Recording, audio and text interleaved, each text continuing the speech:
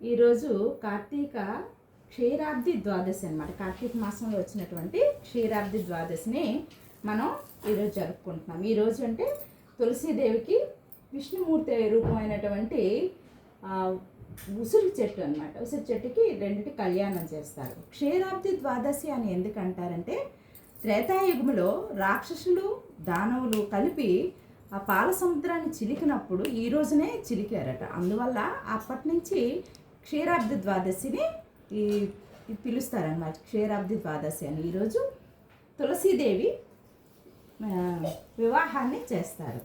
తులసీదేవి బృంద అన్నమాట. ఆమె జలంధరుడు అనే రాక్షసుడి భార్య తులసీదేవి. అయితే ఆవిడ మహావిష్ణు భక్తురాలన్నమాట. జలంధరుడు రాక్షసుడు పరమశివుడితో ఈశ్వరుడితో యుద్ధం చేస్తూ ఉంటాడు. ఆయనకి అపారమైన శక్తి ఉంటుంది. ఎందుకంటే ఆయన భార్య అయినటువంటి బృంద మహాపతివ్రత అనమాట.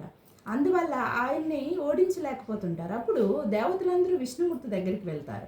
విష్ణుమూర్తి దగ్గరికి వెళ్ళేటప్పుడు విష్ణుమూర్తి ఒక ఆలోచన చేస్తారు. ఈ బృంద దగ్గర జలంధరుడు వేషంలో బృంద దగ్గరికి విష్ణుమూర్తి వెళ్తాడనమాట. ఆ విషయాన్ని గ్రహించినటువంటి బృంద విష్ణుమూర్తిని శపిస్తుందన్నమాట.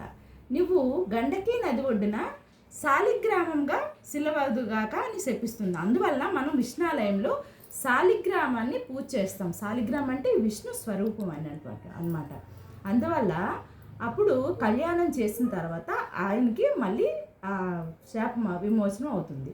అప్పుడు ఆ బృంద ఆవిడ చితి భస్మం నుంచి ఉద్భవించినటువంటి ఈ మొక్క ఈ తులసి మొక్క అన్నమాట. ఈ తులసిని పరమ పవిత్రమైనది. అందుకే విష్ణుమూర్తికి చాలా ఇష్టమైనటువంటి ఈ తులసి దళాన్ని వేసి మనం పూజ చేస్తాం. చాలా ఇష్టం అనమాట ఈ తులసీదేవి కళ్యాణం.